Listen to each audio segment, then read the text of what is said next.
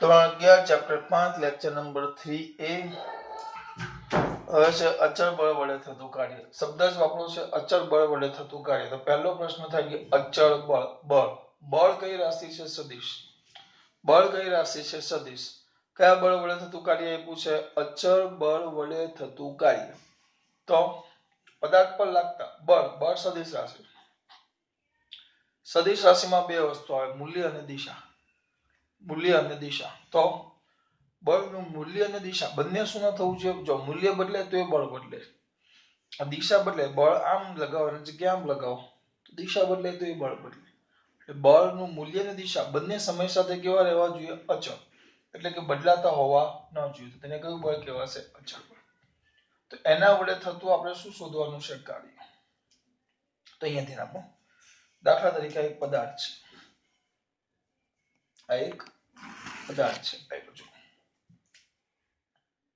પહેલા બળ બે ભાગમાં વહેંચું છું થિયરીને. બળ અને સ્થાનાંતર બંને એક જ દિશામાં હોય તો તમે બળ કેવી રીતે શોધશો? બંને કઈ દિશામાં હોય? એક જ દિશામાં. કોણ? બળ અને સ્થાનાંતર એ બંને એક જ દિશામાં હોય. એટલે આમ હોય, જો આ સપાટી છે,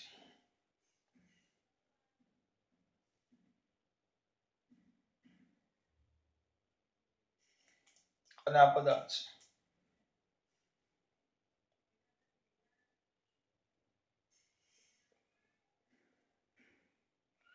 તો બળ આ બાજુ લઈ ગયું, બરાબર, અને પદાર્થ ત્યાંથી અહીંયા સુધી પહોંચે છે. બળ આ બાજુ છે અને સ્થાનાંતર પણ એ બાજુ થયું. જો આટલું સ્થાનાંતર ડી જેટલું. બળ અને સ્થાનાંતર બંને એક જ દિશામાં છે. એટલે કે જો બળ અને સ્થાનાંતર બંને એક જ દિશામાં હોય તો શું? પદાર્થ પર લાગતા બળ. તો કાર્ય કોને કહેવાય? જો બળ અને સ્થાનાંતર બંને એક જ દિશામાં હોય તો પદાર્થ પર લાગતા એક જ દિશામાં હોય તો પદાર્થ પર લાગતા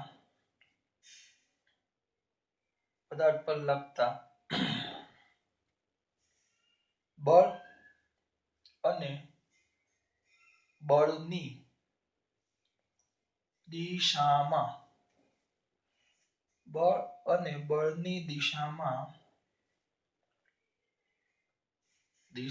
થતા પદાર્થ પર લાગતા બળ અને બળની દિશામાં થતા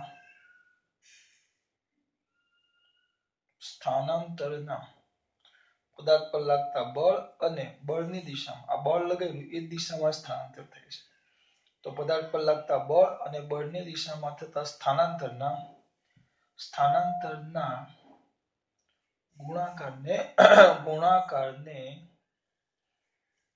ગુણાકારને તે પદાર્થ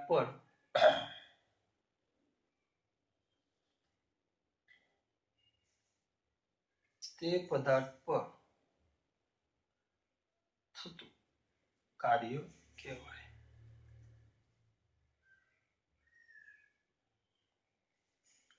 કાર્ય બરાબર બળ ગુણ્યા બળની દિશામાં નું સ્થાનાંતર. તો કાર્યને કહેવાય W is equal to FD. જો બંને એક જ દિશામાં હોય તો. પણ આ બંને એક દિશામાં હોય એવું દર વખતે જોવા મળતું નથી. ધ્યાન રાખજો. આપણે એવું ધારેલું છે કે બંને એક જ દિશામાં હોય, પણ દર વખતે આવું શક્ય હોતું નથી. તો કેવું શક્ય હોય? તો જો ધ્યાન આપો, આમ હોય છે.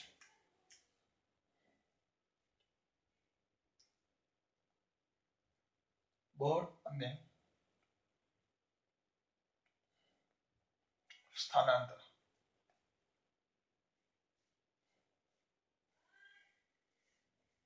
એક જ દિશામાં ન હોય તો શું? એક જ દિશામાં હોય તો, અને આ ન હોય તો શું? તો શું ને તો શું? તો આમ.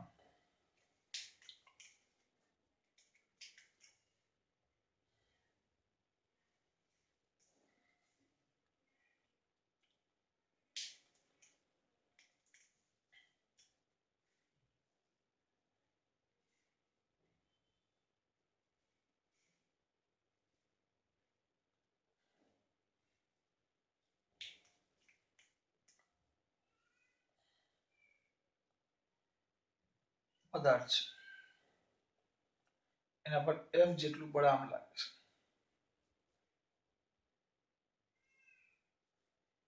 બરાબર. અને ત્યાંથી પદાર્થ આમ આવે છે.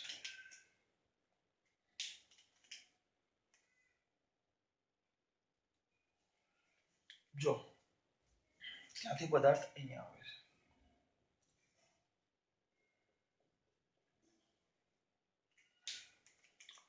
જેનું સ્થાનાંતર આમ કેટલું થાય? ડી જેટલું. જેનું સ્થાનાંતર ડી જેટલું થાય. બરાબર. બળ એફ છે, બળ એફ છે ને આ સ્થાનાંતર કેટલું છે? ડી. બળ એફ છે ને આ સ્થાનાંતર કેટલું છે? કેટલું સ્થાનાંતર થાય છે? ડી જેટલું. W is equal to શું બેટા? FD. W is equal to FD. સ્થાનાંતર કેટલું છે? ડી જેટલું. પણ જો બળ આમ છે ને સ્થાનાંતર આમ છે સ્થાનાંતર. તો અહીંયા એમ લખવાનું એક જ દિશામાં હોય ને તો બળ ગુણ્યા સીધું લખી નાખવાનું સ્થાનાંતર. જો એક જ દિશામાં હોય તો, બરાબર. પણ હવે જો બળ આમ છે અને સ્થાનાંતર આમ છે તો શું કરે? બે રીતે દાખલો થાય. તો આ બળના બે ઘટક પાડી દેવાના. બળના બે ઘટક પડે. આ ખૂણો જો થીટા હોય તો f છે, તો આ થઈ જાય f cos થીટા અને આ થઈ જાય f sin થીટા. આપણે બ્લોક છે તો શું લખવાનું? એક જ દિશામાં ન હોય તો, બરાબર. તો શું લખવાનું? અહીંયા સ્થાનાંતર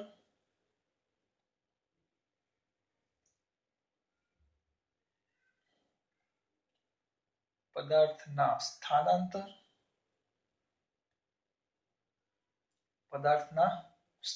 એટલે ડી અને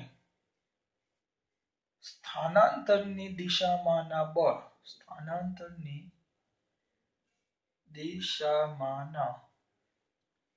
બળના ગુણાકારને પદાર્થના સ્થાનાંતર એટલે ડી અને સ્થાનાંતરની દિશામાં બળના ગુણાકારને સ્થાનાંતર ડી અને સ્થાનાંતરની દિશામાંના બળના ગુણાકારને સ્થાનાંતર ડી અને સ્થાનાંતરની દિશામાંના બળના ગુણાકારને સ્થાનાંતર ડી અને સ્થાનાંતરની દિશામાંના બળના ગુણાકારને તે પદાર્થ પર થતું કાર્ય કહેવાય. તો કાર્ય બરાબર સ્થાનાંતર ગુણ્યા સ્થાનાંતર ગુણ્યા સ્થાનાંતરની દિશામાંનું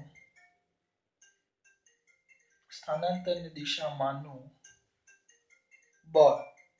બે સ્થાનાંતર ગુણ્યા સ્થાનાંતરની દિશામાંનું બળ. બે વસ્તુ. તો શું આવશે? જો અહીંયા જોજો ખાસ. તો કાર્ય એને શું કહેવાશે? W is equal to સ્થાનાંતર કેટલું? ડી અને સ્થાનાંતરની દિશામાંનું બળ. તો બળ F ના બે ઘટક થાય. આ F અને આ ડી વચ્ચે ખૂણો થીટા હોય કારણ કે ડી આમ છે. જો બે ઘટક પડે તો F એટલે આ ડી અને બીજું ગુણ્યા બળ કેટલું છે? બળ F cos થીટા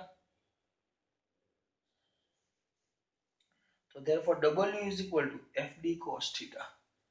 આપણે ભણી ગયા અહીંયા તેના પહેલી થિયરી હતી સદિશ a ડોટ સદિશ b લખો તેને આપણે ab cos theta કહેતા તો ab cos theta હોય તો આપણે vector a dot vector b લખી શકીએ તો fd cos theta છે તો therefore w is equal to vector f dot vector d જે તમારું સમીકરણ નંબર 1 અને આ થઈ ગયું તમારું સમીકરણ નંબર 2 પેલું 1 અને પેલું 2 જો ધ્યાન આપજો બહુ મસ્ત વસ્તુ છે પહેલા શું કીધું આપણે અચળ બળ પદાર્થ પર લાગતા બળનું મૂલ્ય અને દિશા બંને સમય સાથે બદલાતા ન હોય તો તેને અચળ બળ કહેવાય બળ અને સ્થાનાંતર એક જ દિશામાં હોય તો એક જ દિશામાં હોય તો બળ અને સ્થાનાંતરના ગુણાકારને શું કહેવાશે કાર્ય જો બે એક દિશામાં ન હોય તો બે રીતે દાખલો સાબિત થાય સ્થાનાંતર છે અને આ સ્થાન આ બળના બે ઘટક પડે એક સ્થાનાંતરની દિશામાં અને એક સ્થાનાંતરને લંબ એક સ્થાનાંતરની દિશામાં અને એક સ્થાનાંતરને લંબ તો આપણે શું લેશું તો કાર્ય બરાબર સ્થાનાંતર ગુણ્યા સ્થાનાંતરની દિશામાંનું બળ સ્થાનાંતર ગુણ્યા સ્થાનાંતરની દિશામાંનું બળ તો સ્થાનાંતર કેટલું d ગુણ્યા સ્થાનાંતરની દિશામાંનું બળ એટલે f cos θ તો w is equal to શું થાય બેટા fd cos θ તો w is equal to vector f dot vector d આમાં કઈ ભૂલ થવી જોઈએ નહીં હજી આમાં પણ એક બીજો કિસ્સો આવે આકૃતિ ચોપડી નથી આપી પણ હું દોરીશ એક બીજો કિસ્સો આવે આમ છે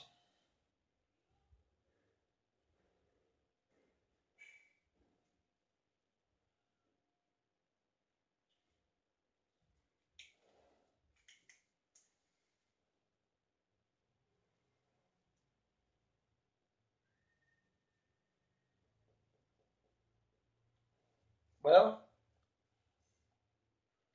આ બળ છે આપણું એમ જોજો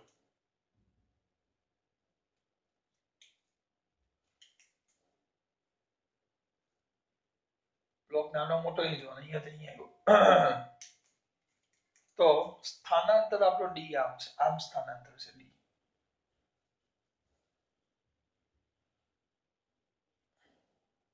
બરાબર આ બળ છે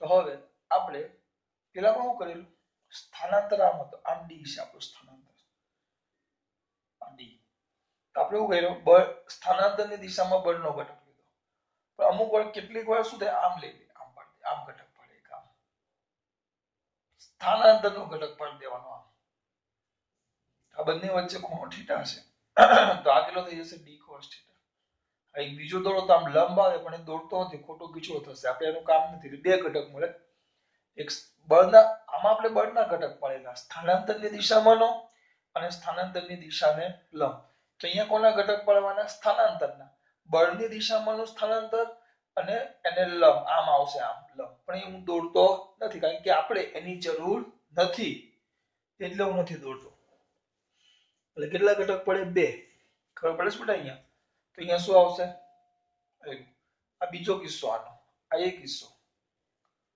આનો આ બી કિસ્સો તો શું આવશે પદાર્થ પર લાગતા બળ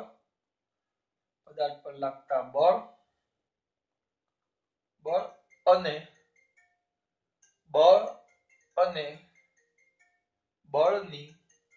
બળ અને એક જ મિનિટ બોલ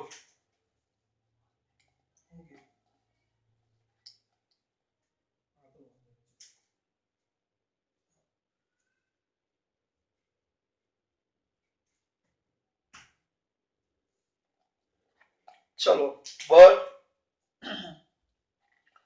પદાર્થ પર લાગતા બળ આવ્યું બળ આમાં હતું સ્થાનાંતર અને બળના ઘટક પાડ્યા સ્થાનાંતરની દિશામાંનો અને સ્થાનાંતરને લંબ તો સ્થાનાંતર અને સ્થાનાંતરની દિશામાંનું બળ નો ગુણાકાર આમાં બળ અને સ્થાનાંતર તો સ્થાનાંતરનો ઘટક પાડ્યો તો બળ અને બળની દિશામાંનો સ્થાનાંતરનો ઘટક બળ અને બળની દિશામાંના સ્થાનાંતર ના ગુણાકારને ગુણાકારને તે પદાર્થ પર થતું શું કહેવાશે બેટા? કાર્ય. આમાં શું આવશે? કાર્ય બરાબર બળ ગુણ્યા બળની બળ જોઈ બળ ગુણ્યા બળની દિશામાંનું સ્થાનાંતર. તો કાર્ય W બરાબર F કૌંસમાં બળની દિશામાંનું સ્થાનાંતર. તો F કૌંસમાં બળની દિશામાંનું સ્થાનાંતર. બળની દિશામાંનું આમ થાય નકર લંબ આમ આવે. બળની દિશામાંનું આમ થાય તો એ કેટલું થાય? d cos θ. તો is equal to FD cos θ is equal to vector F dot vector D W. આ થઈ ગયું તમારું સમીકરણ નંબર 3. ધ્યાન રાખજો. આ થઈ ગયું તમારું સમીકરણ નંબર 3. એટલે બહુ સિમ્પલ વસ્તુ પકડેલું છે આપણે. બળ અને સ્થાનાંતરનો ગુણાકાર. બરાબર? બીજું કઈ યાદ રાખવાનું નહીં. પહેલા જો પદાર્થ પર લાગતા બળનું મૂલ્ય અને દિશા બંને આ સમય સાથે કેવા હોય? બદલાતા ન હોય. તેને અચળ બળ કહેવાય. બહુ સિમ્પલ. જો એક જ દિશામાં હોય, એક જ દિશામાં હોય, આ બંને એક જ દિશામાં હોય. જો એક જ દિશામાં હોય તો પદાર્થ પર લાગતા બળ અને સ્થાનાંતરના ગુણાકારને શું કહેવાશે? પદાર્થ પર થતું કાર્ય. તો કાર્ય બરાબર બળ ગુણ્યા સ્થાનાંતર. W is equal to FD. જો એક જ દિશામાં હોય તો. જો એક દિશામાં ન હોય તો બળ F અને સ્થાનાંતર વચ્ચે થીટા જેટલો કોણ છે. તો બે કામ કરો. બળના ક્યાં બળના ઘટક પાડો, ક્યાં સ્થાનાંતરના ઘટક પાડો. પણ બંને એક જ દિશામાં હોય એવું લેવું. તો એક જ દિશામાં ન હોય તો પહેલું તો શું આવશે? પદાર્થે કરેલા સ્થાનાંતર અને આના બળના બે ઘટક પડે. એક સ્થાનાંતરની દિશામાંનો ઘટક અને એક સ્થાનાંતરને લંબ. તો પદાર્થે કરેલા સ્થાનાંતર અને સ્થાનાંતરની દિશામાંના બળના ગુણાકારને તે પદાર્થમાં થતું કાર્ય. તો સ્થાનાંતર ગુણ્યા સ્થાનાંતરની દિશામાંનું બળ d ગુણ્યા F cos θ. તો ભણી કે vector A dot vector B તો AB cos θ.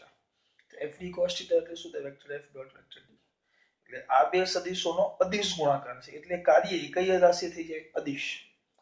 પછી આમાં હું કર્યું? સ્થાનાંતર બળ અને સ્થાનાંતરના બે ઘટક પડે. પાડતો નથી પણ અમુક જણ એમ થશે પાડી દેવું ને એટલે પાડી દઈએ આપણે. પણ એનું આપણે કોઈ કામ નથી. d sin θ એનું આપણે કોઈ કામ નથી.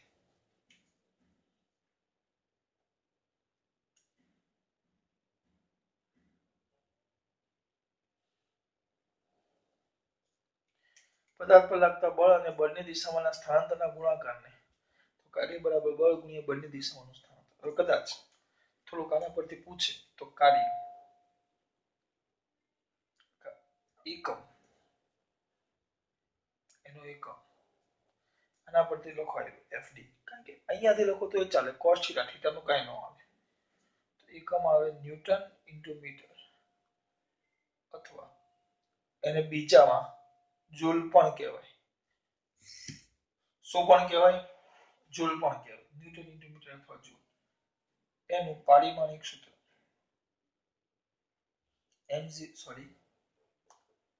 m1 L2 T - 2 122 છેલ્લું માઇનસ અને એનો એકમ આવી ગયો. પારિમાણિક સૂત્ર આવી ગયું.